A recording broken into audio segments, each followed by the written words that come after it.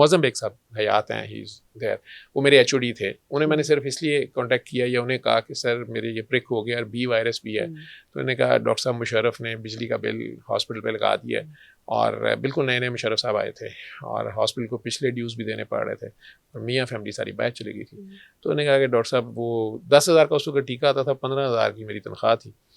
तो उन्होंने कहा डॉक्टर साहब इम्यूनोग्लोबुलिन्स अरेंज होते होते 24 आवर्स का तो टाइम गुजर गया, सही। तो आप जो है ना वैसे वैक्सीन पूरी कर लें। वैक्सीन मेरी पहले चल रही थी प्रोसेस, उसका अभी लास्ट इंजेक्शन मेरा बूस्टर रहता था बी वायरस का, लेकिन सी का तो कुछ नहीं था, एड्स का तो कुछ नहीं था, HIV का तो कुछ नहीं था।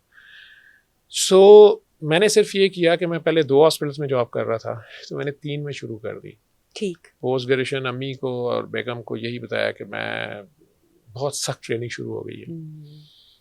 सिर्फ 4 रातें घर आता था, रात 8 से सुबह 8 तक 4 रातें होती थी। मुझे याद है पीर की, मंगल की, उसके बाद फिर जुमेरात की, और फिर सैटरडे नाइट होती। सही। ये 4 रातें 8 से सुबह 8 तक मैं घर होता था।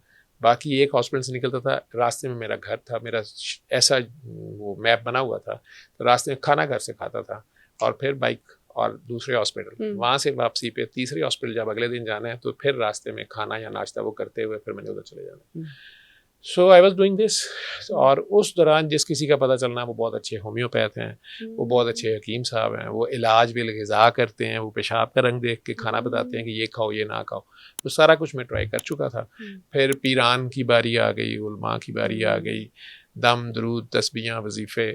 लेकिन मेरा जो हर 3-4 माह बाद मैं टेस्ट कराता था, कभी नाम रहमान रख लिया, कभी गुफरान रख लिया, कभी रशीद रख लिया, क्योंकि मेरे प्रोफेशन में अगर ये रिकॉर्डिंग में आ जाता तो मैं तो एक्टिव मेडिसिन कर रहा था, तो मुझे किसी एडमिनिस्ट्रेशन की साइट पे शायद कर दिया। पाकिस्तान में तो लॉज नहीं है, लेकिन बाहर भी कहीं भी रिकॉर्ड में आ जाता।